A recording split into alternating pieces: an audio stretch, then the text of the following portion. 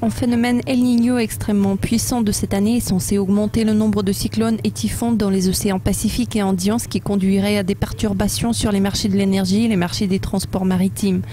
Maintenant, la surabondance de riz qui a poussé les prix vers le bas il y a un an se réduit et El Niño est de retour pour provoquer la sécheresse dévastant les rizières asiatiques. Je suis Sinead McLaughlin et voici la revue de presse. Le réchauffement des eaux du Pacifique change l'atmosphère au-dessus de l'océan et crée des conditions favorables pour le phénomène El Niño qui peut durer jusqu'à janvier, voire plus longtemps. Bien que tous les El Niño soient différents, ils ont souvent été la cause des sécheresses en Asie, des pluies excessives en Amérique du Sud et des étés plus humides en Amérique du Nord.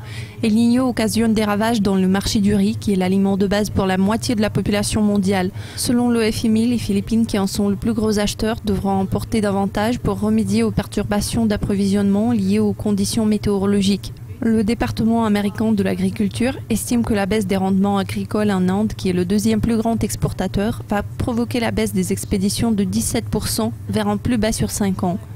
L'impact se fait ressentir non seulement sur le riz. L'Inde a déclaré que le phénomène naturel pourrait peser sur la saison de la mousson qui commence ce mois-ci, ce qui pourrait nuire à la production alimentaire. L'Australie, qui est le 5e plus grand exportateur de blé, a réduit ses prévisions pour la récolte de cette année le 10 juin à cause d'un temps plus sec.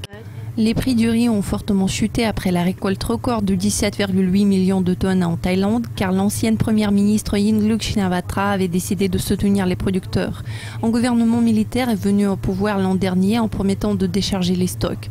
Maintenant, après presque une décennie d'excédents qui a poussé les cours à terme de riz à leur plus bas sur 8 ans le mois dernier, la demande mondiale va atteindre un niveau record de 489 millions de tonnes métriques jusqu'en 2016, dépassant la production pour la 3e année consécutive selon l'affirmation de l'USDA le 10 juin.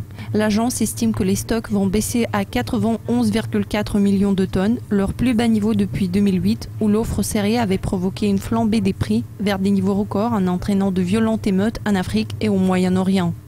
Même si la répétition de l'année 2008 est peu probable, le riz deviendra beaucoup plus coûteux, selon Fred Neumann, co-responsable de la recherche en économie chez HSBC.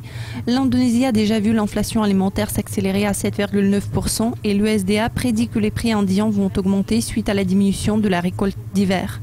Neumann, basé à Hong Kong, a déclaré « Le plus grand risque est encore à venir ». Cela conclut cette revue de presse. Pour plus de mises à jour économiques, n'hésitez pas à consulter le site de Dukascopy TV. À très bientôt.